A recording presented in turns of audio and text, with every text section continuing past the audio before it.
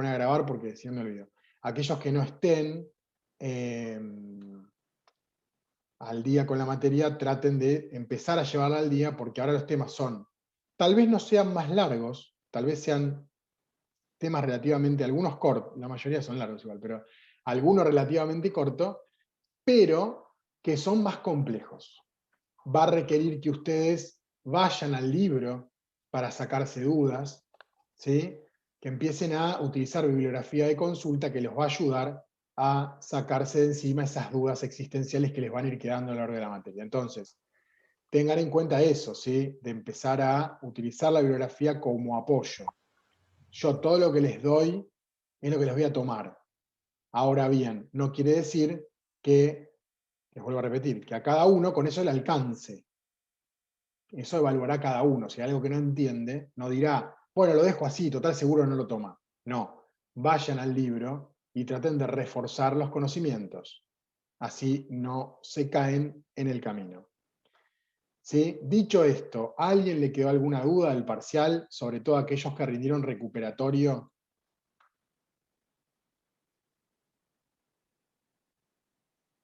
No. Bueno, entonces vamos a continuar con la materia.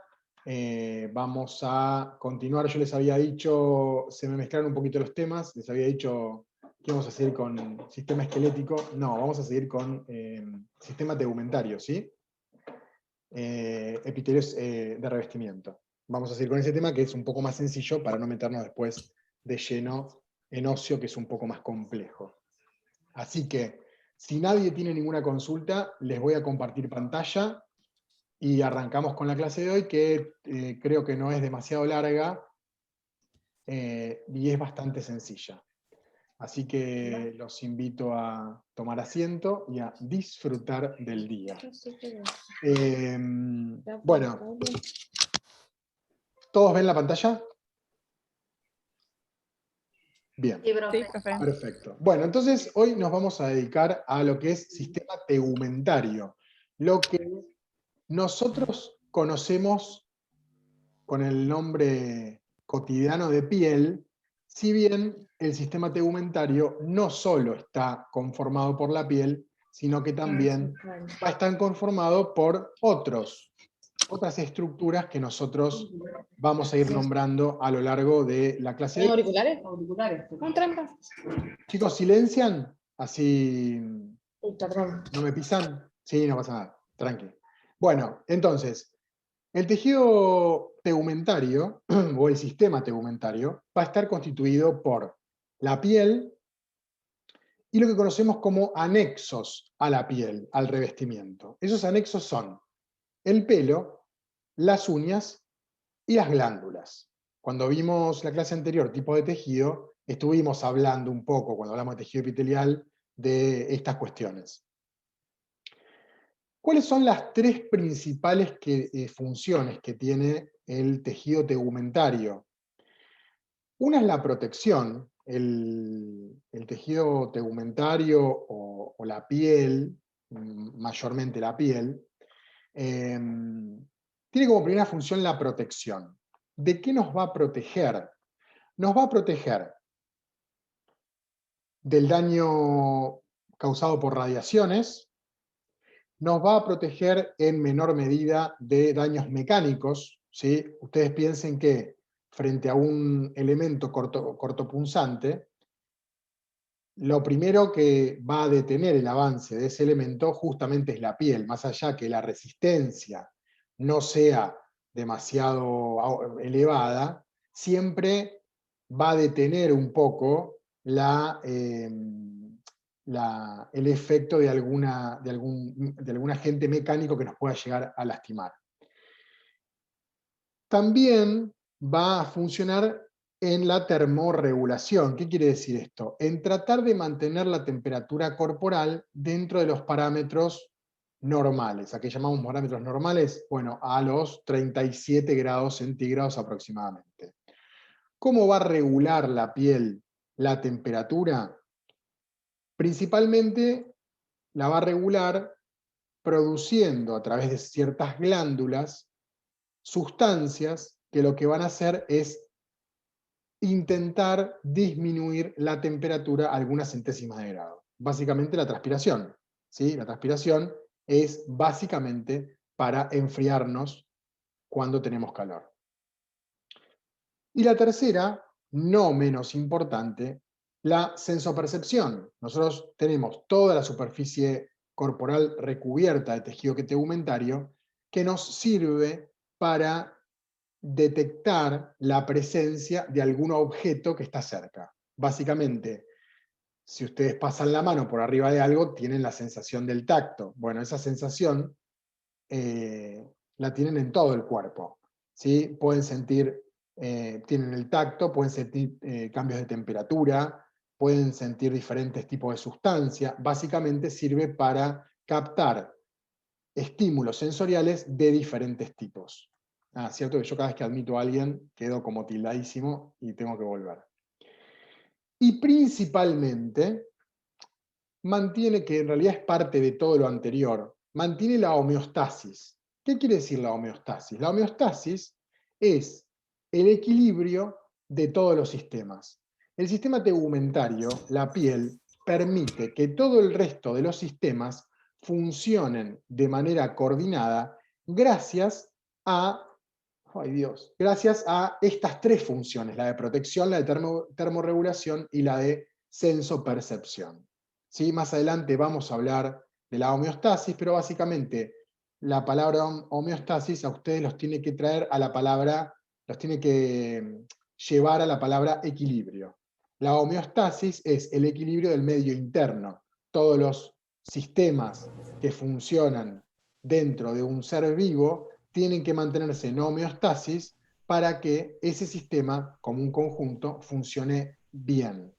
Si esa homeostasis se rompe por algún motivo, el sistema empieza a funcionar mal y se pierde ese equilibrio del medio interno. Cuando hablo de homeostasis, hablo de todos los parámetros: la temperatura, las fracciones parciales de oxígeno y dióxido de carbono, los solutos que andan dando vueltas por la sangre. Digamos, todo se tiene que mantener un equilibrio. Ustedes, cuando se hacen un análisis de sangre, miden determinados parámetros que justamente, si les dan dentro de valores normales, están dentro de la homeostasis, y cuando alguno de esos parámetros se va de los valores normales hacia valores patológicos, se empieza a entender que ese sistema está perdiendo el equilibrio, está perdiendo la homeostasis, está pasando de un estado ideal a un estado subóptimo, hasta llegar a un estado, en algún caso crítico, que requiere internación. Pero básicamente, para que les quede el concepto de homeostasis, es equilibrio del medio interno. Entonces, como primer punto del sistema tegumentario, habíamos hablado de la piel. La piel, como estructura general, está compuesta de una membrana cutánea, ¿sí? que es la parte más externa. La piel está ubicada, la piel tal cual la conocemos, está ubicada recubriendo todas las superficies externas del cuerpo. También tenemos tejido epitelial recubriendo las cavidades internas, pero la piel se refiere al tejido tegumentario que recubre la parte externa del cuerpo.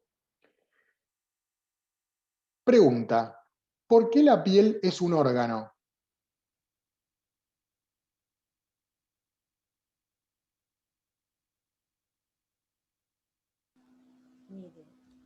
Porque Ni está idea. compuesta de tejido, ¿no? Es un tejido, la piel es un tejido, el sistema tegumentario es un tejido, pero ¿por qué es un órgano? ¿Cuál es la definición de órgano?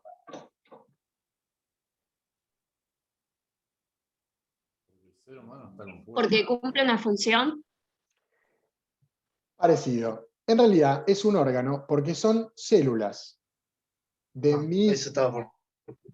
mismo origen embrionario que se juntan para cumplir una misma función.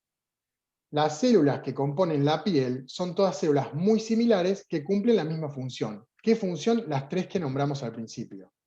Por eso la piel es un órgano. Porque cuando ustedes, les digo esto, ¿por qué? todos sabemos, Vox Populi, que la piel es un órgano. Es el órgano, de hecho, es el órgano más importante en superficie y en peso. ¿Sí? Pero cuando nosotros decimos órgano, nos imaginamos, si yo les digo a cada uno de ustedes que me digan un órgano, todos me van a decir corazón, pulmones, riñones, no sé, intestino, cerebro, ojo, no sé. Pero nadie me va a decir la piel, porque en realidad pareciese que la piel es como el envase, como la bolsa de nylon que nos contiene. Y en realidad no, es un órgano cuyas células tienen un origen embrionario común y además cumple la misma función. Por eso se establece que la piel es un órgano. La piel tiene, saben también esto, tiene espesor variable, va de los 0,5 milímetros a los 4 milímetros aproximadamente. Si yo les pregunto, para ustedes, ¿dónde hay piel más gruesa? Rápidamente me tienen que contestar. En la palma de las manos. En la espalda. Palmas de los, claro, planta de los pies y palma de las manos, porque son los lugares digamos, que nosotros tenemos especializados para la locomoción, o para, en el caso de las manos, para la manipulación de objetos, ¿sí? Son las zonas que necesitamos mayor protección. Son como si tuviésemos guantes y medias puestas todo el tiempo, básicamente. Entonces, por eso va a tener espesor variable. ¿Y por qué les parece que en el resto del cuerpo el espesor va a ser menor? Eso no era la respuesta. Porque no está tan expuesto. No, porque en realidad si vos te pones a pensar en los seres humanos, los pies no están tan expuestos, solamente en verano. ¿Son más débiles las capas de la piel? Sí, pero ¿cuál sería el motivo? ¿Para qué sería Porque hay otras cosas que recubren y cuidan al órgano, vendría a ser, internamente. No. Básicamente porque la piel, a ver, la piel más gruesa, estamos hablando de 4 milímetros igual, no es súper gruesa, pero la piel más gruesa impide en parte el movimiento. Entonces, si ustedes se ponen a pensar en las manos, en las articulaciones, la piel es más fina, porque la piel gruesa no se mueve tan bien. Entonces, si nosotros tuviésemos piel gruesa en todo el cuerpo, seríamos un cangrejo, ¿sí? Algo un poco más rígido. Entonces, el espesor de la piel tiene que ver con justamente la necesidad, o sea, hasta dónde me sirve y hasta dónde me molesta. Entonces, por eso es que la piel es un órgano de espesor variable. Bueno, en cuanto a la estructura, la piel está conformada por 3 capas. Tenemos la capa más superficial, que es la epidermis, una capa intermedia, que es la parte más activa. La epidermis generalmente está constituida por una capa de células bastante fina y tejido muerto, tejido en descamación. Es todo tejido que se va a ir perdiendo.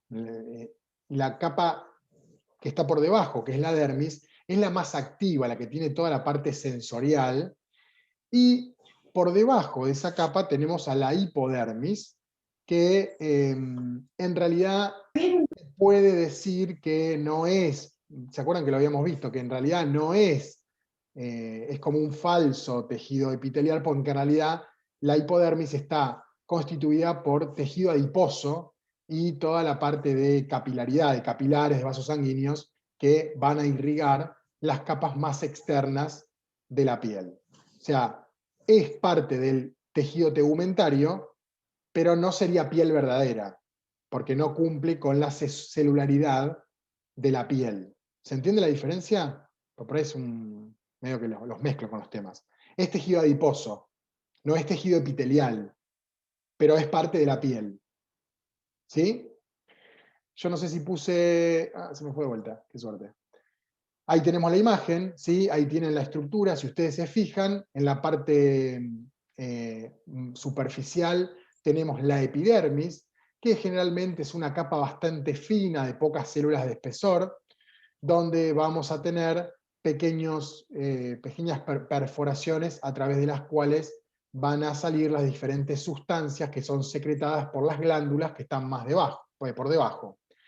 Después tenemos la dermis, que es el tejido más activo, es donde la reproducción celular está bastante activa todo el tiempo y es lo que va a regenerar la parte superior que se va a ir muriendo. Y por debajo, a donde llegan la parte de irrigación y de protección, tenemos la hipodermis, que como yo les decía, en realidad no es tejido epitelial verdadero, porque son células diferentes, son células de tejido adiposo, pero sí, por más que sean tejido adiposo, forman parte de la piel.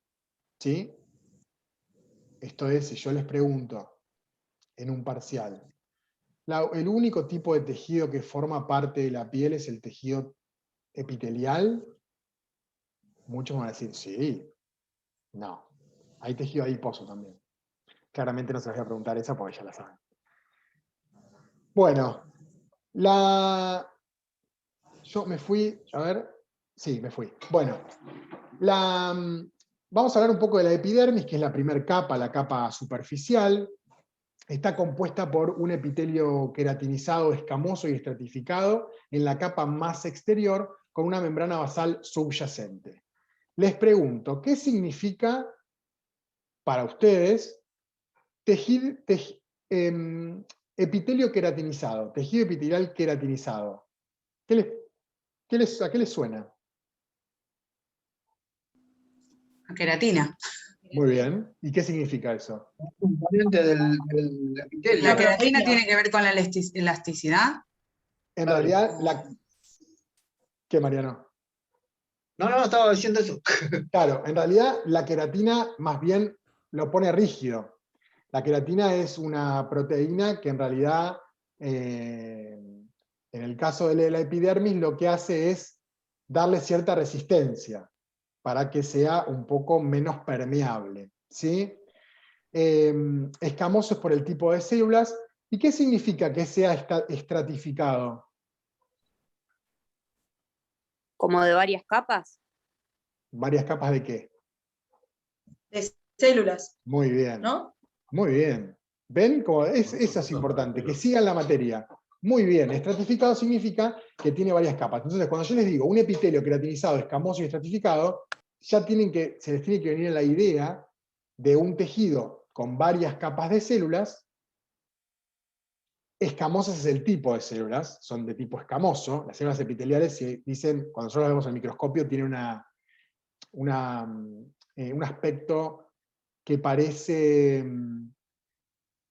como un papelito, que es medio mal cortado, entonces se dice que es escamoso. ¿Sí? Pero bueno, esto es lo que me interesa, que vayan incorporando conceptos. Estratificado sería solamente de un tipo de célula sola. Pseudoestratificado es, bueno, vos no estuviste en la clase anterior, pero ¿se acuerdan lo que yo expliqué? ¿Cuál era la diferencia entre, a ver, alguien que le cuente a Mariano? Mariano debe haber visto la clase, pero alguien que le cuente. ¿Cuál es la diferencia entre un epitelio estratificado y un pseudoestratificado? Yo la digo. A ver, bueno. Porque más o menos me acuerdo, no es que tampoco me lo sé, pero estratificado era de un tipo de célula. Poliestratificado era de diferentes, o sea, dos tipos de células más. Y pseudoestratificado, creo, ¿no? Que más o menos pseudoestratificado era, ay, pará, que me acuerdo, la tenía en la cabeza recién. Lo que pregunté es, ¿cuál es porque es una sola la diferencia? ¿Cuál es la diferencia? Porque visualmente, el pseudoestratificado y el estratificado parecen iguales. ¿No era lo de la membrana basal? ¿Y qué era lo de la membrana basal? Que Todas las llegaban a la células tocan. membrana basal, pero era solo como una capa nomás de células. La base, ¿no? Compartía la base. Claro. Bueno, sí, muy bien. La diferencia son las capas de las células. Que uno está conformado por una y el otro está conformado por varias. Sí, pero ¿por qué sería pseudoestratificado? Si es una sola capa de células, sería monoestratificado. La membrana basal, que uno la toca. Visualmente, para aclarar, ven que tienen que ir viendo cómo va la materia. A esto me refiero yo, que ustedes entiendan la materia, que puedan relacionar conceptos. El pseudoestratificado es un tejido que si nosotros lo vemos a primera vista, parecen muchas células, muchas capas de células. Pero Pero son no son, alargadas. claro, son células que tienen diferente altura, y esa diferente altura nos hace ver como si fuesen muchas capas de células, pero en realidad cada una de esas células tiene contacto con la membrana basal. En el caso de un tejido pluriestratificado o estratificado, tenemos muchas capas de células, pero solo la capa inferior de células es la que tiene contacto con la membrana basal del tejido. El resto de las células no toma nunca contacto con la membrana basal. ¿Sí? Son preguntas de parcial esas. Vayan incorporando. ¿Sí? La epidermis no contiene vasos sanguíneos y se nutre por difusión desde la dermis. ¿Se acuerdan que les decía yo recién? Ahora lo vamos a ver, pero que la dermis es el tejido más activo, es el que está en división, y básicamente le va a pasar nutrientes por difusión. O sea, las células al estar unas pegadas con otras, por medio de la membrana, se pasan sustancias unas a las otras y se nutren de esa manera. ¿Cómo saben ustedes hasta dónde hay epidermis y dónde empieza la dermis? ¿Cómo se darían cuenta? De una forma traumática. La sangre, un corte. Con un corte. La epidermis Exactamente. tiene muerta, Exactamente. Si ustedes se cortan y no sale sangre, el corte es superficial. Es en la epidermis, porque no hay irrigación sanguínea. Si ustedes se cortan y ven rojo, pero no sale sangre, es la parte de la dermis, la parte superficial. Ahora, si ustedes se cortan y sale mucha sangre, lo más probable es que estén cerca ya del límite entre la dermis y la hipodermis, donde ya hay vasos sanguíneos. ¿Sí? Hoy terminamos todos lastimados para probar esto. Por eso seguía esto de no lo hagan en sus casas, pero es una forma de darse cuenta. Cuando uno se corta y dice, ¡ay, me corté! Si no sale sangre, no pasa nada. No hace falta una curita, no hace falta nada porque no va a salir sangre, porque es superficial. ¿Sí? Ahora, si les clavan un cuchillazo en el corazón, vayan rápido a una clínica, porque atravesaron muchos tejidos. No solo la epidermis, ni la dermis, ni la hipodermis, sino que entró hasta el medio y ahí van a sangrar un poco más. Bueno, entonces, el principal tipo celular que tiene la epidermis son los queratinocitos, que son células que van a tener gran cantidad de una sustancia que se llama Queratina. queratina. Correcto. Junto a los melanocitos, que son células que ¿qué hacen? Dan el pigmento. Pigmentación, muy bien. Y las células de Langerhans, que son células acompañantes que en algún momento vamos a desarrollar. Se subdivide la epidermis, a su vez, es una de las partes de la piel, pero a su vez se subdivide desde la parte más externa hacia la parte interna en el estrato córneo, el lúcido, el granuloso, el espinoso y el basal. ¿Sí? El estrato córneo es la parte de la epidermis que está conformada por tejido muerto. Es la zona de la epidermis que va a sufrir descamación. ¿Sí? Son todas células muertas que están ahí como pegaditas y que se van perdiendo. Van siendo reemplazadas por células que vienen de más abajo y todo el tiempo se genera piel nueva de esa manera. Cada vez que nosotros nos rascamos, si nosotros pudiéramos tener una luz fuerte y una lámpara bien fuerte y algo que nos permita aumentar la imagen, veríamos todo como polvito, que en realidad no es polvito, somos nosotros que nos estamos desintegrando. Cuando llegan a mi edad, ya esa desintegración no para y terminamos con el pijama de madera, pero en el caso de ustedes todavía esa descamación es bastante activa. No, igual durante toda la vida uno se va... Eso La descamación continúa. Sí, Mariano, vos estás preocupado porque tenés la misma edad que yo. Te tocó lo del pijama de madera. Pero eso no es constantemente el tema de la descamación, Sí, sí, todo el tiempo. no es solamente cuando nos rascamos, ¿no? O sea, No, pero yo no digo sé. que. No, es todo el tiempo, no se ve. Pero digo que si nosotros pudiésemos rascarnos y poner una luz fuerte, veríamos como polvito que vuela. Eso es descamación.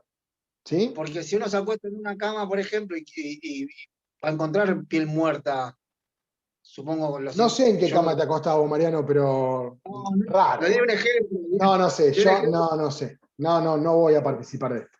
No sé, Mariano, no te puedo ayudar en esta. Estás solo. No estás solo. No te puedo ayudar. Bueno, ¿cuál es, cuál es la función que tiene la epidermis? Mantener el agua dentro del cuerpo y evitar el pasaje desde el exterior hacia el interior de productos químicos y otros patógenos. Básicamente, la principal función que tiene la epidermis es la de evitar el intercambio de sustancias de forma involuntaria. La epidermis permite el paso de sustancias, pero siempre de manera voluntaria, nunca de manera involuntaria. Entonces, nos va a mantener hidratados y por otro lado nos va a proteger de la entrada de otras sustancias, siempre y cuando la epidermis no se dañe. ¿Sí? Seguimos con los ejemplos autodestructivos. Si ustedes se cortan, si ustedes agarran limón y se tiran en el dedo, no pasa nada. Pero si ustedes se cortan y se tiran limón, arde. Bueno, eso es porque ahí no está más la epidermis, que es la que protege de todo eso. Nosotros no sentimos todas esas sustancias, salvo que metan la mano en ácido muriático, en ese caso sí lo van a sentir, pero si no, no tenemos esa percepción porque tenemos la epidermis, que es tejido muerto, que no está inervado por ningún tipo de célula del sistema nervioso, entonces básicamente no tenemos percepción de todas esas cosas. ¿Sí? Esa es la función que cumple la epidermis. Profe, pero cuando nos quemamos al agarrar la pava caliente o algo, ahí sí se siente. Sí, porque a vos lo que evita es el pasaje de sustancias, la epidermis, pero no la transmisión de calor, no es aislante. Eso no pasa, porque en realidad la quemadura no es a nivel de la epidermis. La ampolla viene porque la temperatura llegó más abajo. La dermis es la que reacciona activamente formando la ampolla, porque ¿qué hace la dermis? Siente calor y lo trata de expulsar. ¿Cómo lo expulsa? Llevando agua fría, para tratar de que a ese lugar se aísle la temperatura y que lleguen células para poder curarlo. Pero si vos tocas el fuego rápido, no sentís el calor. Eso es porque el calor no atravesó la epidermis, quedó ahí, está en la parte muerta de la piel. Entonces no te enteraste que tocaste algo caliente. Si vos dejás el dedo en el fuego, la clase que viene no vas a estar con nosotros, vas a estar internada. Pasamos a la dermis, que es la capa que viene por debajo. La dermis ya sí contiene vasos sanguíneos, en realidad contiene capilares sanguíneos, son más finitos, pero tiene nervios, tiene folículos. Nervios me refiero a sistema nervioso, inervación del sistema nervioso, o sea, tiene percepción sensorial. Tiene folículos pilosos. ¿Para qué sirven los folículos pilosos? Ahí crece el pelo. Claro, no es pregunta de parcial, es muy sencilla. Lo músculo liso, hay glándulas y tejido linfático. Tejido linfático es sistema de defensa, lo vamos a ver más adelante. ¿De qué está conformada la piel? O sea, la dermis. La dermis está conformada no por tejido epitelial, tal cual nosotros lo habíamos conocido, sino que es más bien un tejido que sirve. ¿Se acuerdan que habíamos hablado que el tejido conectivo, ¿para qué servía? ¿Cuál es una de las funciones del tejido conectivo? Unir al resto de los amarres. Exactamente. Es como el pegamento, la dermis. Más allá de que tiene una función como piel, es tejido conectivo laxo o tejido conectivo areolar, tiene colágeno, tiene elastina y tiene fibras reticulares, que son todos componentes del tejido conectivo.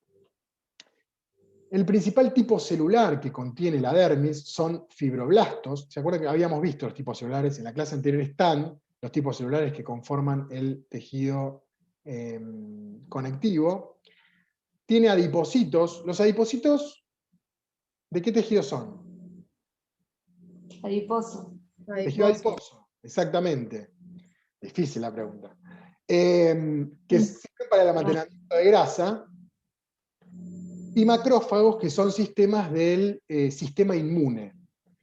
Contiene la parte glandular del tejido, principalmente glándulas sebáceas y sudoríparas. Glándulas sebáceas, las que producen sebo, que es ese material seroso que sirve de protección, y las glándulas sudoríparas, que son las que van a secretar el sudor para regular la temperatura.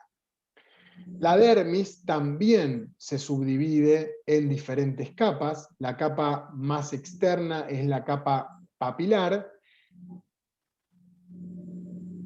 que es la que llega, la que se extiende hacia la epidermis para llevar los nutrientes por difusión, lo que habíamos hablado antes. ¿Sí? Porque como la dermis sí está inervada por capilares sanguíneos, le llega nutrientes. Pero esos nutrientes se los tiene que pasar de alguna manera a la epidermis, y lo hace a través de esa capa papilar, que es la capa más externa de la dermis. Igual no se lo imaginen como divisiones estancas, es todo continuo. Yo se los digo separado para que lo vayan entendiendo, pero en realidad es todo continuo, ¿sí? No podemos dividir y separar esas capas. Y otra capa es la capa reticular, que es más Profe, o sea, ¿va hasta la dermis o a la epidermis? No, la capa papilar es parte de la dermis y llega hasta la epidermis para transportar los nutrientes que van a pasar por difusión. Dije dermis, me expresé mal. Quise decir epidermis. No sé qué dije igual, pero si dije estaba mal. Bueno, y por último les decía, la capa reticular, que es más densa que la capa papilar. Más densa significa que las células están más pegadas. Y se continúa con la hipodermis. Ven que es continuo, no es que podemos dividirlo, si bien se puede dividir, pero es todo continuo, se empiezan a mezclar los tejidos. Y esa parte de la capa reticular es la que va a contener en su mayor parte toda la parte glandular del tejido. ¿Sí? Las glándulas sebáceas y las glándulas sudoríparas van a estar ubicadas a ese nivel. Me distraigo porque voy mirando el tiempo. Nos quedan 2 minutos. Bueno, ahí tienen de vuelta. Vamos a ir y venir al gráfico para que después cuando vean la presentación puedan ir ubicando las capas y las partes. ¿Sí? En este gráfico está todo lo que yo les estoy diciendo. ¿Sí? Y por último la hipodermis, que es lo que se conoce como tejido subcutáneo. Y acá empezamos bueno, ¿es piel? ¿No es piel? En realidad es parte del tejido tegumentario, del sistema tegumentario, pero ¿se acuerdan que dijimos que la hipodermis no es piel verdadera? Porque en realidad es tejido adiposo. También podríamos decir que la dermis no es piel verdadera, porque en realidad también es tejido conectivo. Pero sí la dermis se considera parte de la piel. La hipodermis, si bien es parte del tejido tegumentario, no es piel verdadera porque estamos hablando de tejido adiposo, ¿sí? Grasa, básicamente. La función que tiene la hipodermis es la de unir a la epidermis y la dermis a los huesos y a los músculos, y también para nutrir vasos sanguíneos y nervios. O sea, básicamente es el paquete que va a llevar todas las cañerías que sirven para conectar con la piel. ¿Sí? Toda la parte gruesa, todas las cañerías gruesas, ven ahí acá. Nosotros tenemos la dermis, que está irrigada por capilares, por vasos sanguíneos, pero en realidad los vasos más gruesos están en la hipodermis. Es como el pozo, la tierra donde van todos los caños que van a subir a la casa. Una cosa así. No sé si el ejemplo es muy bueno, pero... Profe, ¿sería como el citoesqueleto en la célula? podríamos tener una... Sí, podría ser como algo que une, pero no la piel entre sí, sino la piel con otras cosas. Podría ser. Podríamos usar esa... Hola. Bueno, acá estamos. Me dormí con el relojito y pasan estas cosas. Por eso lo venía mirando yo, porque ya estábamos cerca del tiempo y claramente me cortó la explicación. Bueno, mientras admito al resto, ¿hasta acá alguna duda? No, profe. ¿Sabes lo que te envidio, No, Leandro? Estás con el mate, lo que te envidio. Yo no puedo tomar mate porque tengo que estar hablando. Y ustedes morfan, toman mate. Es una cosa. Qué bien que la pasen, ¿no? Qué bien que la pasen. Bueno, vamos a hacer una cosa. Seguimos hasta las 4. ¿Quieren y hacemos una mini pausa? Así yo también tomo mate. No, así tomo un poquito de agua porque me olvidé el agua y tengo la garganta un poquito ya como cascada. Bueno, les comparto pantalla, ¿sí? Así seguimos. Estábamos por acá. Estábamos Profe, hablando. ¿esto en qué libro de los que nos dio lo podemos ver? ¿En el Curtis? No, esto yo no sé si le subí el Martini, se lo subí. Algunos, si le subí el Martini ahí está. Algunos me dijeron que, no sé si de esta cátedra, yo me pierdo, soy muy mayor. No sé si alguno de Era ustedes... el Martini séptima edición, creo. Sí, eso se lo subí. Pero alguno de ustedes me dijo que tenía el Tórtora, ¿puede ser? ¿O no fueron ustedes? yo creo que le dije la otra vez. Bueno, ese también lo pueden usar. ¿Sí? Pueden usar el Martini que yo le subí, el Martini Simmons, es muy bueno, y si no el Tórtora, que también es muy bueno. En realidad, la mayoría de los docentes prefieren el Tórtora. Yo prefiero yo las clases las armé con el Martini. Son de la misma editorial y son muy parecidos. Utilicé el Martini porque para mí tiene gráficos más lindos. Tiene gráficos más lindos. Sí. Perdón que te interrumpa. Yo tengo el ROS, que es de histología. ¿Sirve o es como muy específico? Sirve, pero el ROS, como vos decís, es de histología. Te va a hablar Claro, no. específicamente del tipo celular que contiene el órgano y no tanto del órgano. Claro, me parecía que era como Te va a demasiado. salir, sí, el ROS lo usé yo en histología en la universidad. Claro, claro, nada que ver. No, está buenísimo. ¿Sí? Es un libro que está bárbaro. Y en su momento, cuando yo lo tenía, venía con un CD que tenía un montón de imágenes. Ahora las bajan de Google. Pero yo estoy en el 42. Yo alguna cosa saqué del ROS, del primer parcial. Sí. Para el primer parcial. Bueno, pero sí, todos los libros tienen, para arrancar, tienen generalidades. Pero después se ponen muy específicos. Entonces lo pueden usar como para arrancar y tal vez tenga información. No te sé decir, a vos, Manuela, particularmente, el ROS hasta dónde de la generalidad. Sí, lo estoy chusmeando y está bueno, pero no sé cuánto me puede servir. Fíjate, si vos ves que la información que está en esta clase la tiene el ROS, lo puedes usar también, no te va a mentir. No es que un autor dice una cosa y otro dice otra. O sea, que lo pueden usar. Pero lo que yo no quiero es que vos después me digas, no, porque estudié que la célula del tejido epitelial tiene, los melanocitos tienen, porque te va a hablar de eso, de cómo está conformado el melanocito, las glándulas, cómo... Entonces... Muy profundo todo. Fíjate, sí, mejor no. Claro. No, usalo porque está bueno y está bueno poder utilizar varios libros y sacar una cosa de uno, otra cosa de otro, eso lo pueden hacer. Yo no se los doy, yo lo tengo. No se los doy porque es demasiado profundo para mi gusto, para ustedes que están en primer año. ¿Sí? Pues más adelante tal vez sí lo puedan usar, pero ahora es como demasiado... ser demasiado pretencioso. De todas maneras, si saco alguna pregunta del parcial del ROS, hablan con Manuela, después les paso la dirección. Y la bueno, no, por favor. Entonces, a Juan Manuel creo que lo golpearon hasta la muerte. Creo que Juan Manuel no participa más porque lo fueron a buscar a la casa después del parcial, después de haber dado ideas. Bueno, entonces, nos habíamos quedado con la... No sé dónde estoy. Estoy perdidísimo. ¿Y esas líneas que aparecen? ¿De qué son? ¿Ustedes también las ven? Sí. Acaban de aparecer. Tenemos gente que se nos mete en la clase. Bueno, No sé. Hay alguien que las dibuja porque en realidad se puede, no sé cómo, pero ¿se puede? en la clase de mi nene la seño los retaba porque se ponían a jugar con eso. Ahora, ¿cómo se hace? Chicos, No lo los tengo sé. que retar. ¿Quién está dibujando? Chicos, me están escribiendo en la clase. Déjense joder, viejo. No puedo, así no puedo. Y la otra vez también me parecieron unas líneas azules, que yo le decía, tengo unas líneas azules acá. Miren ustedes, viejo. Ya me voy a poner a investigar cómo bloquear al que dibuja líneas. Pero ahora no sé cómo se hace, así que las dejo. Bueno, entonces, la composición de la hipodermis es tejido conectivo laxo y elastina. Mirá, apareció quién fue. Agostina ¿Lo vieron? Díaz, dice. Lo vieron todos, ¿no? Agostina fue. ¿Lo vieron? Aparece el nombre de quién lo escribió. No, estoy probando lo mismo. Yo soy el lápiz celeste, porque dije, ¿cómo que anotar acá texto? Miren, yo les juro por Dios que no soy yo. Por Dios, Ahora apareció Agostina. No soy yo. Ahora Mirá. milagros. Ahora sí, Ahora yo una soy milagros. Mirá, celeste. mirá cómo me escriben la clase. No puedo creer. Son chicos de secundario. ¿Cómo borro? Lo voy a subir al instituto para que vea, porque el instituto nos dice que nosotros tenemos que subir cosas que tenemos que estar presentes en las clases, que tenemos que darles bola. Vos fijate lo que hacen.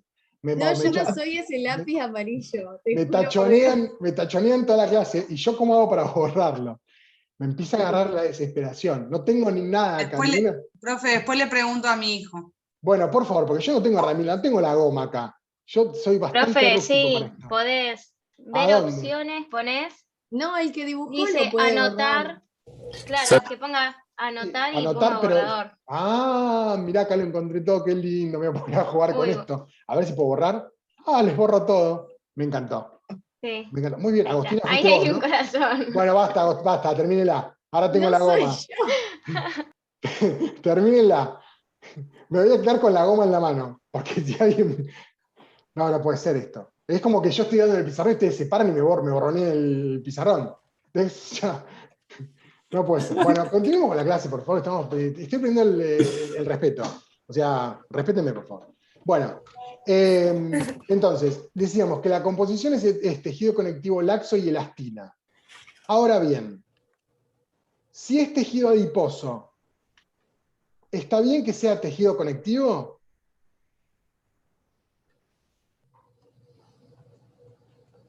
Sí. ¿Por qué? Porque tiene capilares. No. Yo dije que Porque protege. No. Escuchen lo que pregunto. Dije que la hipodermis es tejido adiposo. Pero ahí estoy diciendo que la composición es tejido conectivo laxo. ¿Está bien o está mal?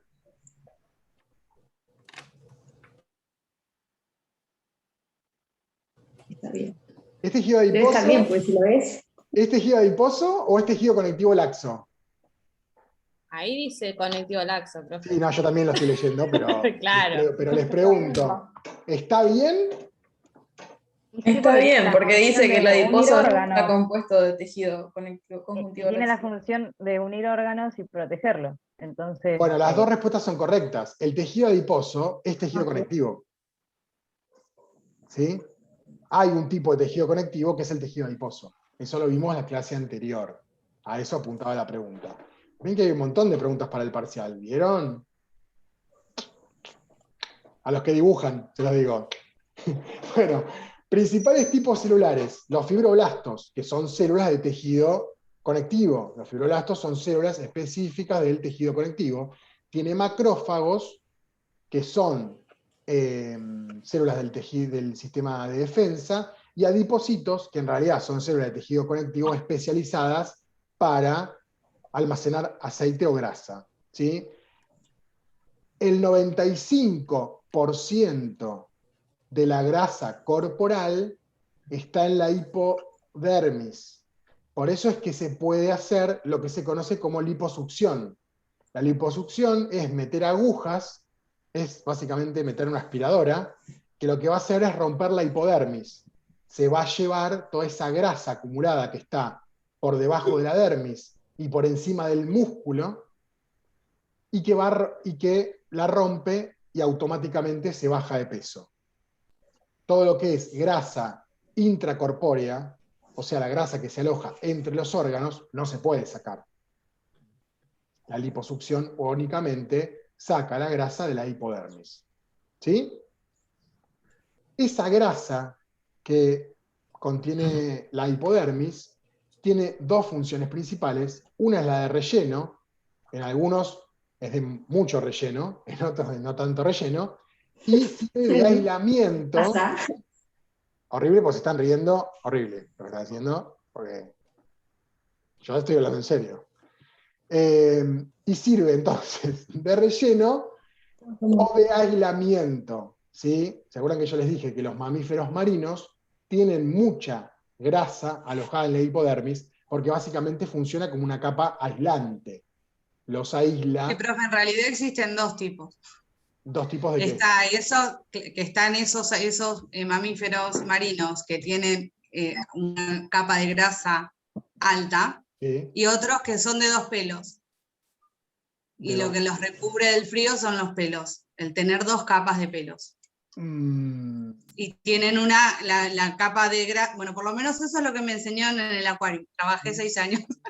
Si no, el biólogo que me los enseñó me lo dijo mal. ¿Quién es el biólogo? Lo vamos a buscar. ¿Te lo digo? El pelo. Ah, no, vamos a mandar. No, lo aprendí de los chicos que trabajaban ahí. Bueno, pará. Vamos a aclarar. El pelo sirve de aislación térmica en el aire, no en el agua. ¿Se entiende? El único... Pero entonces, ¿cómo sobrevivirían los...? Porque no... A ver, la diferenciación en los mamíferos marinos es que aquellos, por ejemplo, el elefante marino tiene una capa muy gruesa de grasa y es lo que lo aísla del frío del mar. Sí. Pero hay, después están las focas, por ejemplo, que son chiquitas y lo que tienen es esta doble capa de pelos y la capa de grasa es menor, digamos. Sí. De todas maneras, tiene la capa de grasa que necesita ese cuerpo para aislarse. El pelo debajo del agua no sirve de aislación térmica, sirve para cuando estás afuera del agua. Lo de un pelo o 2 pelos de los lobos es una cuestión taxonómica. Se separan los lobos de un pelo o de 2 pelos por características taxonómicas, pero no quiere decir que por tener pelo los aísle de la temperatura, porque el pelo cuando se moja no aísla de la temperatura. Algo similar sí se utiliza para aislarse de la temperatura, lo usan los pingüinos, pero en realidad los pingüinos tienen plumas modificadas que lo que hacen es captar aire, burbujas de aire. Esas burbujas de aire evitan que el cuerpo del pingüino tome contacto con el agua fría. Por eso el pingüino puede nadar en aguas heladas y no se muere. No porque tenga grasa, sino porque tiene plumaje adaptado para esa función. Hay otros mamíferos que no son marinos, que sí el pelo sirve de aislante en el agua, pero porque el pelo también funciona como capa aislante porque lo usan para atrapar aire y además tienen glándulas que secretan todo el tiempo sustancias grasosas que hacen que el pelo se impermeabilice. De esa manera el pelo no se moja y no sienten frío. Pero en el caso de todos los mamíferos marinos, la aislación térmica no la hacen por medio del pelo, sino por capa de grasa de la hipodermis. ¿Sí? No es para discutir a mi colega, tal vez... No, pero igual no, o sea, no es algo que aprendí directamente del biólogo, sino que de los chicos que trabajaban en la parte de fundación, pero es algo que... Para que quede claro, que quede claro. Sí, el pelo tiene una función de aislamiento, de aislación térmica, pero no debajo del agua. Los lobos tienen pelo, pero su principal, que puede aislarlos del medio, pero la principal aislación térmica la da el tejido adiposo y no el pelo. ¿Sí? Esto igual está bueno, que traigan cosas de otros lados, porque yo me puedo equivocar, o puedo enterarme de cosas que... Yo no me equivoco nunca, pero puedo enterarme de cosas que no sabía. Así que está bueno que lo traigan y yo te agradezco, Pamela, que lo compartas. Está bueno. Pero creo que hay una pequeña confusión con el tema de que el pelo no tienen tanta grasa y tienen 2 pelos. No, tiene que ver con una cuestión taxonómica, lo del lobo de un pelo o de 2 pelos. No es que el lobo de un pelo es más gordo que el de 2 pelos. Es una cuestión taxonómica. ¿Sí? Gracias, profe. No, por favor. Bueno, No sé qué hora es. Son y 56. Otra vez el dibujito. Miren, justo. Hacemos una pausa de 10 minutitos. Bueno, sí, le vamos a meter ritmo. Venimos un poco retrasados. Bueno, hacemos una pausa de 10 minutos. Tomo algún líquido para hidratarme y volvemos. ¿Sí? Dale, profe. ¿A qué hora volvemos? 10. 16:10. Listo, profe. Nos vemos.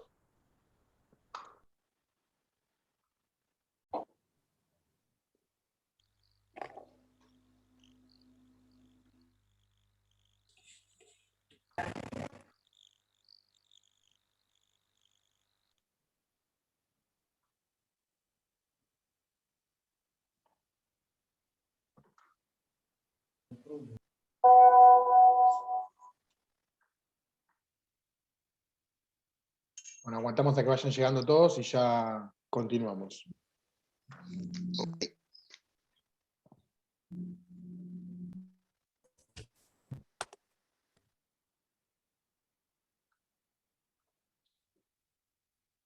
Ya seguimos, ¿eh? Terminan de entrar y seguimos.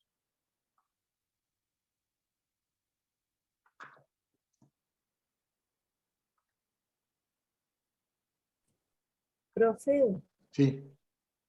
¿sabe que el PDF ese de Martini no lo puedo abrir? ¿No pudiste descargarlo? No lo pude descargar, intenté acá en la notebook, Sí. no me deja. Me dice que Bueno, mandame un mail, así me haces acordar, y te paso el acceso de Drive. Ok, ¿Sí? buenísimo. No sé si Sí. no va a pasar por mail porque es muy pesado, pero Claro. te paso directo el archivo de Drive, así vos me pedís autorización para leerlo y yo ya te lo levanto y ya lo vas a poder leer. Email al... A bioquímicainfima@gmail.com. Es donde manda usted siempre los... Sí, ese, el de siempre. Ahí Le mandame un pido- mail, así yo me acuerdo porque por ahí después me olvido. Mandame un mail, así yo te mando el acceso de Drive, así vos podés tratar de descargarlo desde ahí. ¿Sí? Sí, sí. ¿Vale? Bueno. Gracias. No, por nada. Bueno, seguimos.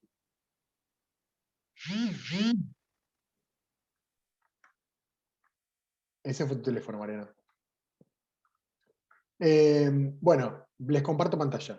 Así seguimos y no se nos hace más largo.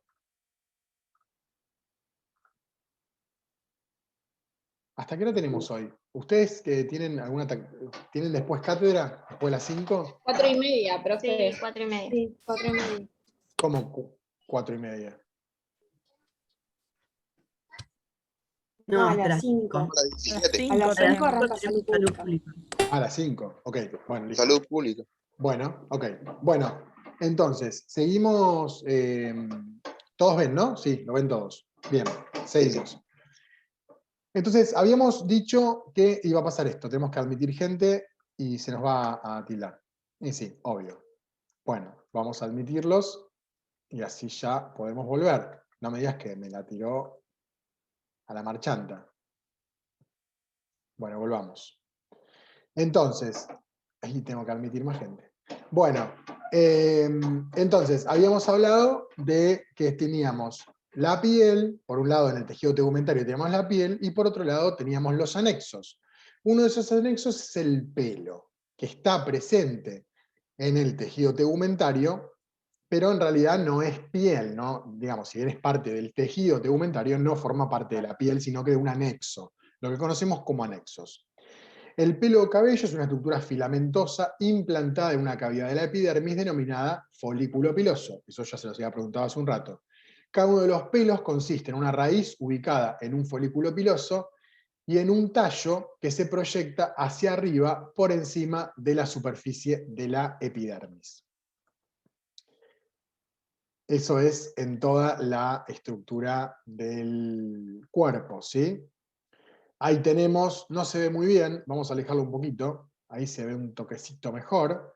Ahí tenemos cómo es un pelo, ¿sí? Que tiene diferentes partes, la parte externa es la cutícula y la parte interna la corteza. Acá tenemos un corte donde vemos la epidermis y la dermis. Lo que no tenemos acá es el tejido que está por debajo, que es tejido adiposo y que es la hipodermis. Acá aparece insertada en la dermis una glándula sebácea. Acá tenemos también insertada en la dermis una glándula sudorípara, y tenemos el folículo piloso y la raíz del pelo. Algo importante que se ve en esta imagen es que la glándula sudorípara, que está en la dermis, está conectada hacia el exterior por un poro, mientras que la glándula sebácea tiene contacto hacia el exterior a través del folículo piloso, o del pelo, digamos. Quiere decir que, si bien las dos glándulas son partes de la piel, la glándula sudorípara tiene función específica en la piel, mientras que la glándula sebácea tiene función específica sobre el pelo. ¿Sí? No, la glándula sebácea en ningún caso va a tener función sobre la piel. Digamos, no tiene sentido que largue sebo hacia la piel, sino que el sebo sirve para impermeabilizar el pelo. ¿Sí? Básicamente, esa es la principal función que tiene el sebo. Bueno, ¿cuál es la estructura? Como les decía recién, la parte exterior del tallo del pelo es la cutícula, que está formada por células aplanadas, queratinizadas y sin pigmento. Son células translúcidas. El córtex o la corteza, que forma la mayor parte de la estructura del cabello, de ella dependen la elasticidad y la resistencia. Y la médula, que es la parte interna, que puede tener pigmentos o no. ¿Sí? Ahí tienen una imagen de una foto de un microscopio electrónico donde se ve bien clara las diferentes partes del pelo. Les pregunto, porque ahí dice que tiene células. ¿El pelo, es celular o es acelular? Les pregunto si lo saben, ¿eh? ¿No son células muertas, profe? La cutícula. Son células entonces muertas. El pelo no es celular. Proteína. Exactamente. Son sustancias químicas. Es químico. Esto yo siempre que lo doy en clase, les comento lo mismo. Que venden muchos productos para el pelo, principalmente para el pelo, para la piel también, pero para el pelo, que tienen proteínas de la seda, ceramidas y esas cosas para el pelo. En realidad el pelo no puede incorporar nada de todo eso, porque está muerto. No son células. Entonces, son cosas que sirven para nutrir el folículo piloso en todo caso, pero no para el pelo. Simplemente son sustancias que lo que hacen es recubrir el pelo y dan la sensación de, ¡ay, qué lindo me quedó el pelo! Pero en realidad, al pelo en sí como estructura no le sirven para nada. ¿Sí? Lo mismo cuando a las chicas les venden crema con células madre de plantas. Ustedes, con lo poco que saben de biología, ya saben que hay dos tipos de células diferentes, la célula animal y la célula vegetal.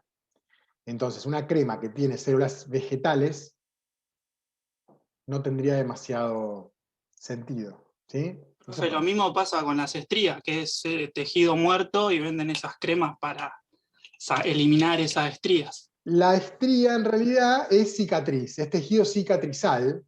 Sí, es una cicatriz.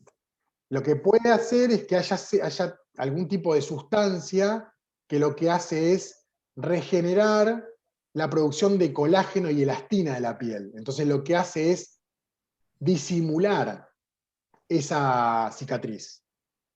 Pero en realidad no la puede sacar nunca, porque es una cicatriz a nivel de la dermis y de la hipodermis. Principalmente es a nivel de la hipodermis. siempre es tejido adiposo roto el que genera la estría, pero a veces alcanza la dermis. Hay estrías más bien coloraditas, que eso que tiene sangre, eso puede ser dermis, pero generalmente es hipodermis. Eso tiene que ver con que la piel tiene una gran elasticidad, pero el tejido adiposo no es tan elástico. Entonces, frente al estrés, el tejido adiposo se rompe. Esa ruptura del tejido adiposo genera la estría. Entonces, que es muy difícil de curar. Si vos la agarras en estadios muy tempranos, tal vez mejores mucho el aspecto. Pero la estría que ya está cicatrizada, olvídate, no hay forma de sacarla. No existe. Consulta, profe, ¿por qué el corticoide genera estrías? ¿El corticoide genera estrías? Sí, es una de las causas de los efectos que tiene adversos. Pero no en todo el mundo. No, vos pensá que generalmente las contraindicaciones de cualquier medicamento tienen que ver con estudios que se hacen a nivel poblacional, y si a 2 personas le causaron estrías, se pone que tuvieron estrías. Pero no necesariamente porque la sustancia, yo por lo menos desconozco los efectos químicos por los cuales un corticoide puede generar estrías. En realidad el corticoide lo que hace es suprimir la respuesta inflamatoria del cuerpo. Son sustancias químicas que lo que hacen es inhibir la producción de principalmente macrófagos y eosinófilos, ciertas sustancias que van a ir al tejido dañado a intentar repararlo. Esa respuesta inflamatoria, en algunos casos, genera dolor o genera alguna otra contraindicación, entonces se aplican corticoides para bajar esa reacción inflamatoria. Pero que yo conozca efectos directos sobre las estrías, no lo sé, pero podemos averiguarlo. Pero no estoy al tanto que sea una contraindicación general en un porcentaje amplio de la población. No soy médico, así que puedo estar equivocado, pero ahí me mataste, la verdad es que no. Pero lo podemos averiguar. ¿Sí? Sí, profe, a mí me sucedió, yo tomé durante 10 años corticoides, Sí. nunca subí de peso, Sí. sí tuve la cara lunada, porque sí, por el subir de peso se te pueden generar como las embarazadas estrías, pero en mi Claro. caso siempre mantuve un peso promedio y se me hicieron en extremidades, como por ejemplo en este lado, que no Sí. puede aumentar de peso, estrías. Bueno, puede ser que tenga algún efecto, alguna contraindicación o algún efecto colateral la formación de estrías, pero no creo, no sé qué te habrá hecho el médico, pero no creo que sea algo demasiado frecuente la formación de estrías pues ya te digo, no actúan a nivel de la hipodermis. No, justamente me explicaba esto, de que es tejido roto, que no se regenera Sí. por más que use cremas. Pero raro que el corticoide te genere ruptura del tejido. A eso voy. Medio raro la respuesta, pero puede ser que en tu caso lo haya producido.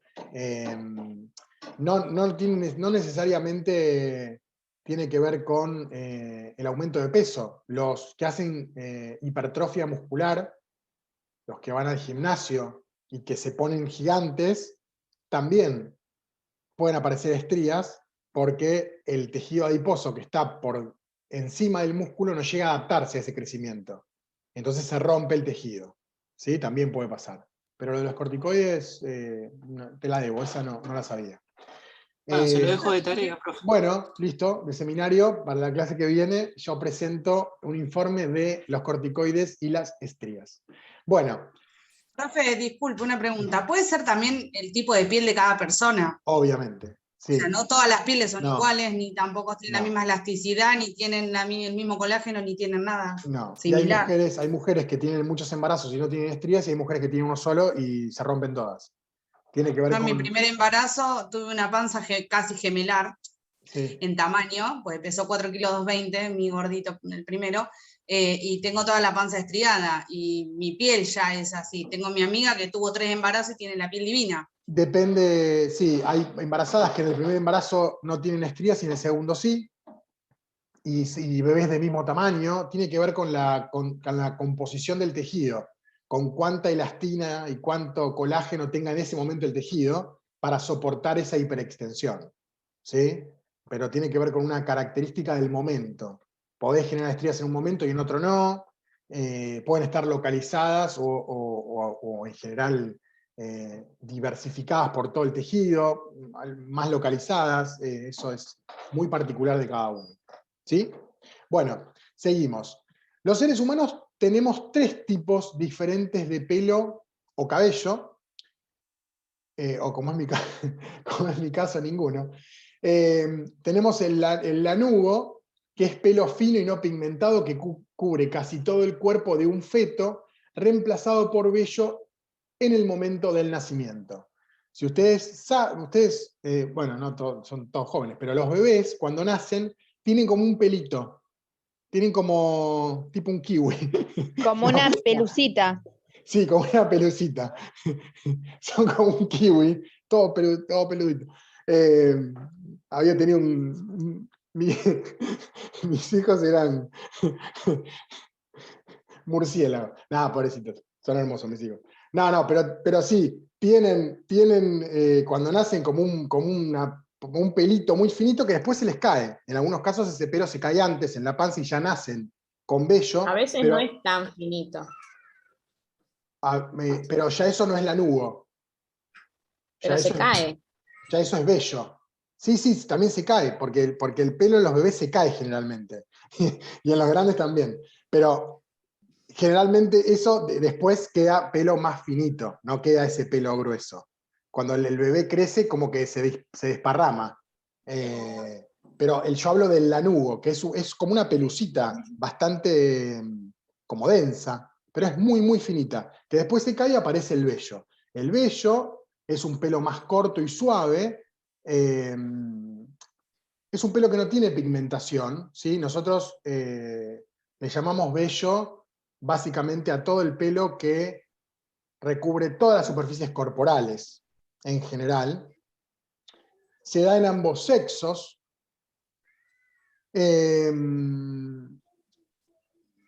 Esto de los porcentajes, en realidad, yo lo saqué de la bibliografía, pero esto es bastante variable. Hay mujeres con mucho vello, mucho más que hombres.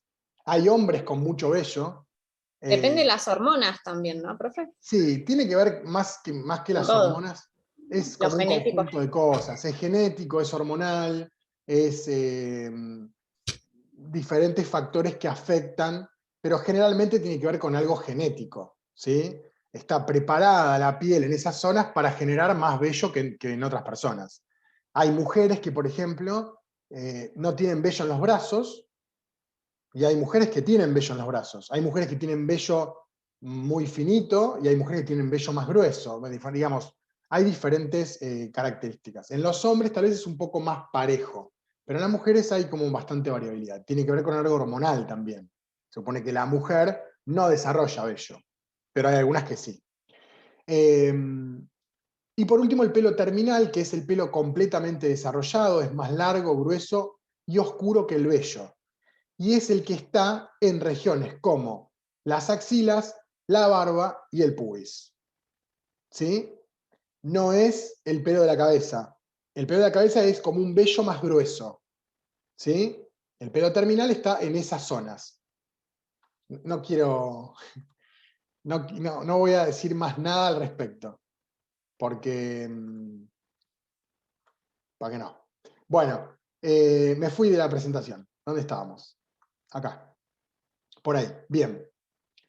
Bueno, por acá ya pasamos y vamos para acá. Bueno, la composición química, esto les hablaba recién cuando yo le preguntaba si el pelo era celular o acelular. El cabello está compuesto principalmente por proteínas, ¿sí? Como sustancia química, como proteínas. También contiene lípidos, algunos oligoelementos, que son elementos químicos particulares. Tiene agua, pigmentos y otras sustancias. Ahí tiene la composición: 28% de proteínas, 2% de lípidos y el 70% restante de agua, sales y otras sustancias. Con lo cual, cuando yo les pregunte si el pelo es celular o acelular, la respuesta automática debe ser acelular. Son sustancias químicas, básicamente. ¿Sí? Otro de los anexos son las uñas, que están compuestas casi exclusivamente por queratina. ¿Sí? ¿Cuál es la principal función que tienen las uñas? Las uñas funcionan como una placa protectora. En nosotros tal vez están más en las mujeres como algo decorativo y en el hombre no sé para qué están, pero en otros animales las uñas tienen realmente una función de protección. Por ejemplo, en los caballos, la uña, ¿vieron el vaso del caballo? En realidad es una uña, que justamente evita que el animal se lastime cuando camina. De hecho, a los caballos se las liman, se las cortan y se las liman, porque eso crece, si el caballo no la gasta, crece todo el tiempo. ¿Sí? Tiene función también en lo que es la sensibilidad de la yema del dedo. La yema del dedo tiene muchas terminaciones nerviosas, lo que nos permite recibir mucha información sobre los objetos que tocamos. La uña actúa como una contrafuerza proporcionando tacto aún más sensible. ¿Por qué? Porque la uña es como algo duro por encima de la yema de los dedos. Sirve como paredón del fondo. Entonces yo cuando toco, en realidad hace fuerza sobre la uña. Entonces funciona como si fuese palanca, ¿se entiende? Para poder agarrar las cosas y para tener mayor sensibilidad en lo que son las terminaciones de los dedos, que son la yema de los dedos. La uña, en cuanto a la estructura, tiene una raíz, también conocida como matriz germinal, ubicada debajo de la piel en la parte de atrás de la uña, y se extiende varios milímetros en el interior del dedo. El borde de la raíz germinal se ve como una estructura en forma de media luna llamada lúnula. Mírense las uñas, algunos se están mirando las uñas ya. Algunos están todos, así como que descubrieron un mundo nuevo. Bueno, esa cosita blanca que se ve, son maravillosas. Es parte de la raíz de la uña, ¿sí? Que se llama lúnula. Después tenemos un lecho ungueal. Profe. Sí. Profe, ¿y si no tengo? Tenés la cutícula, tenés que ir a hacer manicure. Tenés crecida la cutícula. Todos sabemos que Lourdes tiene las manos horribles, nunca se hace nada a las manos. No se le ve. Puede ser, sí. No se le ve. Es nervioso. No se le ve la lúnula. Mirá, No, profe, qué maldad. ¿Cómo va a decir ¿Qué eso? culpa tengo yo? Yo ya les estoy avisando que no le miren las manos. Cuando volvamos al aula, todos miren a Lourdes a los ojos. Así, no le miren nunca las manos. Porque deben ser un espanto, chicos. Por lo menos están limpias, profe. No. Puede pasar que en algunos dedos se vea más que en otros. Que en algunos dedos no se vea. Generalmente en los dedos que vos tenés la cutícula crecida, que es esa pielcita que crece, es parte de la epidermis que se va como para adelante. Eso se levanta. Si vos agarrás una moladora y te levantás eso, vas a ver que abajo está la raíz que se ve en la partecita que es la lúnula. Bueno, después tenemos el lecho ungueal, también conocido como matriz estéril, que se extiende desde el borde de la raíz hasta el hipo. Yo no sé si tengo, no me acuerdo si puse imagen. Ahí puse imagen. Ahí tienen las partes de la uña, ¿sí? Ven, esta persona tiene la lúnula bastante más grande de la que, por ejemplo, yo. Yo la tengo, pero no tanto. En el dedo, fíjense el dedo gordo. En el dedo gordo se ve más. Profe, tengo las uñas pintadas, no puedo. No, bueno, para la clase de hoy, chicos, yo les pedí que no tengan las uñas pintadas. O sea, no presten atención a una cosa que les digo. Bueno, los que no tienen las uñas pintadas, fíjense que en el dedo gordo se ve mejor. Pero bueno, no importa. No sé para qué estamos perdiendo tiempo con esto si nadie me está dando pelota. Bueno, otro de los anexos, que después mírenlo ustedes de las uñas porque nos vamos a quedar sin tiempo. Son y 34 y nos vamos a llegar. Bueno, otro de los anexos que habíamos hablado son las glándulas. Que las glándulas sí tienen una función particular y vamos a hablar de las glándulas mucho a lo largo de la materia. La función glandular, van a ver que en el sistema el sistema de órganos humano y de todos los seres vivos, pero nosotros en particular, tienen mucha actividad glandular, hay muchas glándulas en el cuerpo que vamos a ir viendo a medida que vayamos avanzando con los diferentes sistemas. Pero básicamente las glándulas son un conjunto de células cuya función es sintetizar sustancias químicas, que vamos a llamar hormonas, para liberarlas hacia o el torrente sanguíneo o hacia el interior de una cavidad corporal o su superficie exterior.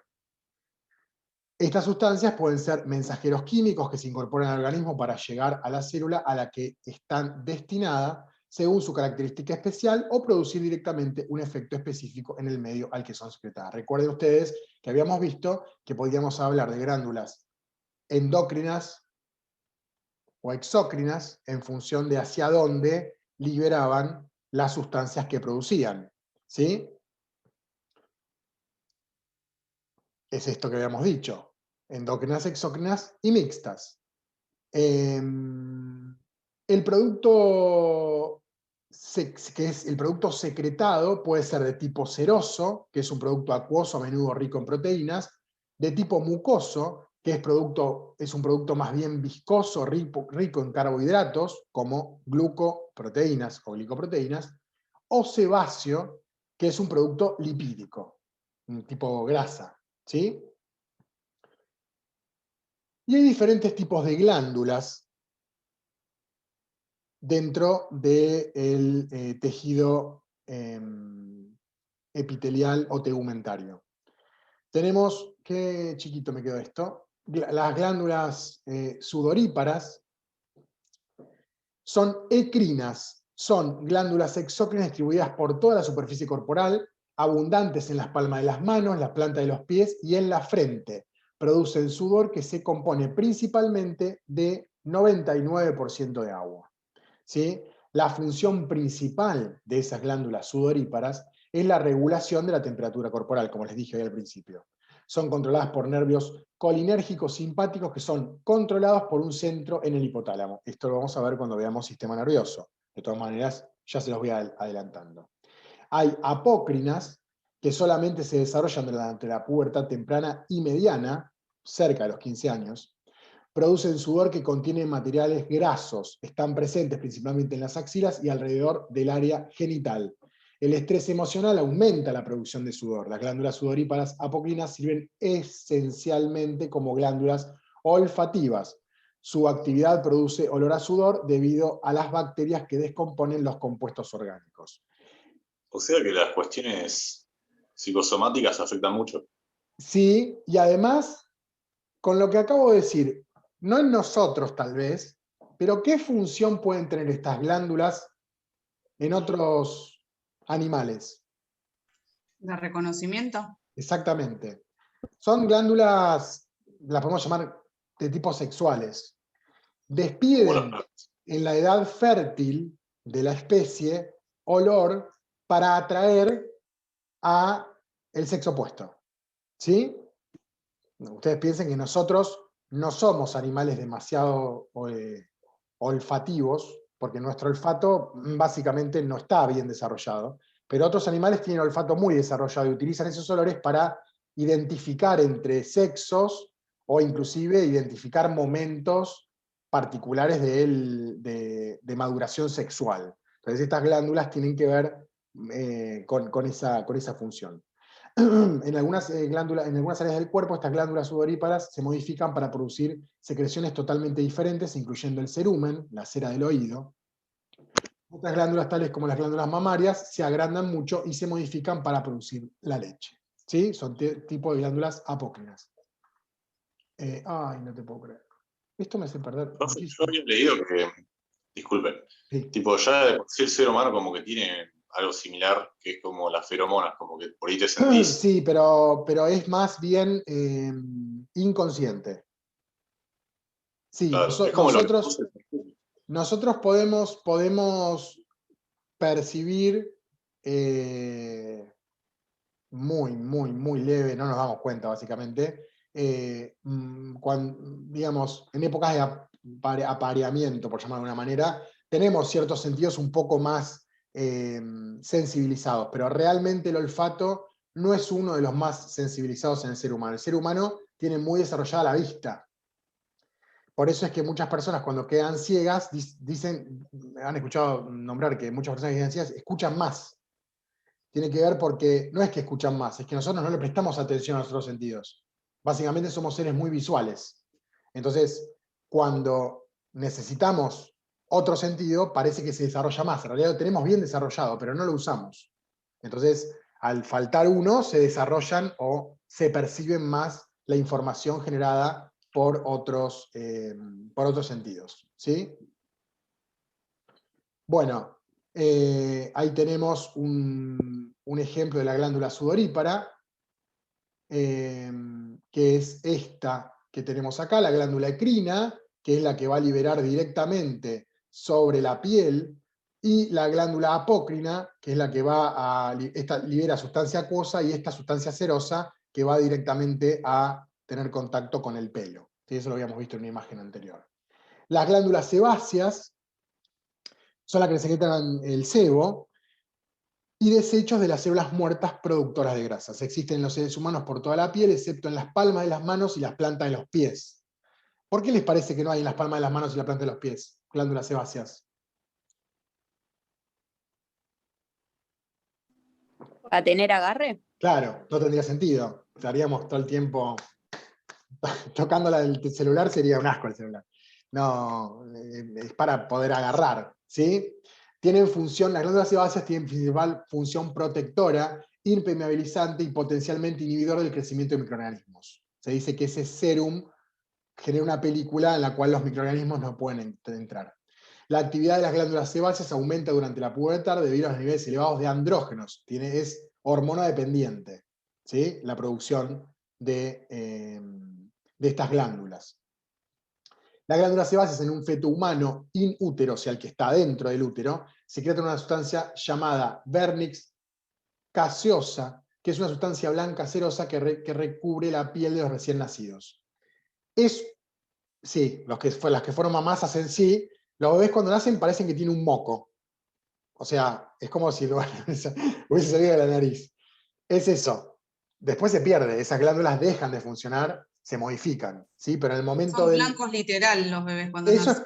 Es para atravesar el canal de parto, ¿sí? Es un lubricante para que directamente salga como por un túnel.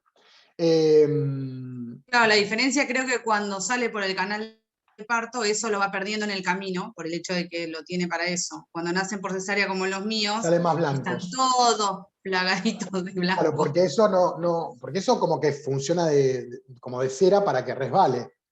Si no pasa por el canal de parto, no se limpia eso. Entonces queda el bebé muy, muy lleno de todo eso, que después es lo que limpian. El neonatólogo cuando lo está limpiando le está sacando básicamente eso. Ya después que le sacan eso, queda perfecto. ¿Sí? Le voy a meter ritmo porque se nos complica. Las glándulas ceruminosas son las que producen la cera, básicamente, principalmente la del oído.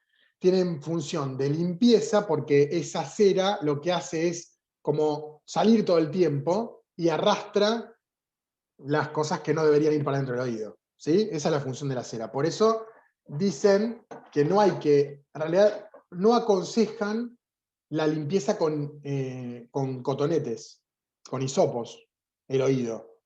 Se limpia la parte exterior del oído siempre, nunca la parte interna, porque lo que estamos haciendo es sacando ese sérum protector del oído. No hacemos bien, hacemos mal si lo hacemos. Sirve para lubricar también estas zonas que tienen como movimiento, y función antibacterial y fungicida se supone que también tiene esa función porque al recubrir todas esas superficies como que taponan y evitan la entrada de patógenos. Las glándulas mamarias, otro tipo de glándulas que aparecen, son glándulas sudoríparas dilatadas, o sea, agrandadas, obviamente, en la maternidad, ¿sí? Después la glándula está más bien reducida. No tiene que ver el tamaño del seno con el tamaño de la glándula mamaria. No tiene nada que ver. El seno básicamente es grasa. cuando tienen las glándulas, ahora vamos a ver una imagen, cuando las glándulas mamarias se llenan, aumenta de tamaño, ¿sí? Pero la glándula es una cosa y el seno es otra cosa, ¿sí? Bueno, obviamente son las glándulas que están presentes únicamente en los mamíferos, no todos los animales las tienen, solamente los mamíferos que van a dar de mamar a las crías. Básicamente ahí tienen una imagen de cómo el seno tiene en el interior los lóbulos de la glándula, ¿sí? Y las diferentes partes del seno. Bueno, eso de la homeostasis es importante, como les decía al principio, el sistema tegumentario, para terminar, tiene un rol importantísimo en la homeostasis, por todo esto que vimos anteriormente. Sirve de protección, de termorregulación, para percepción. La piel protege al cuerpo contra patógenos, productos químicos, minimiza la pérdida o entrada de agua y bloquea los efectos nocivos de la luz solar. Los receptores sensoriales de la piel proporcionan información sobre el entorno externo, ayudando a la piel a regular la temperatura corporal en respuesta a los cambios ambientales. La gran superficie de la piel la hace ideal para la regulación de la temperatura mediante cambios en la circulación sanguínea y la secreción de las glándulas sudoríparas. Redondito. Quedó redondito. ¿Sí? Bueno. ¿Se entendió? Es una clase bastante sencilla. No tiene demasiadas cosas complejas. Yo les voy a subir un seminario para el jueves, ¿sí? En realidad, lo que voy a hacer es lo siguiente.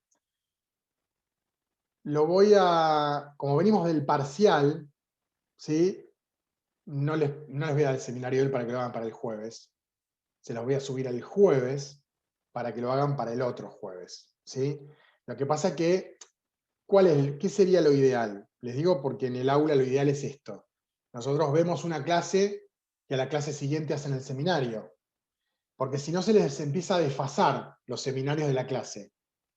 Porque ¿qué va a pasar? Si nosotros el jueves no hacemos este seminario, se los subo el jueves y se los doy el otro jueves, el martes vamos a tener otra clase.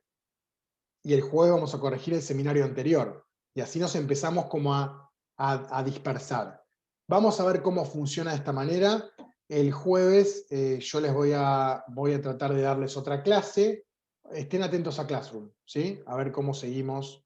Tengo que ver ahí los temas como vienen y ver si les doy otro tema o directamente les doy el seminario el jueves para que lo hagan el mismo jueves, ¿sí? Para no desfasarnos tanto con los temas. Yo preferiría hacerlo de esa manera. Me parece que es más ordenado. Obviamente requiere que ustedes lo hagan en el día, como sería en la presencialidad.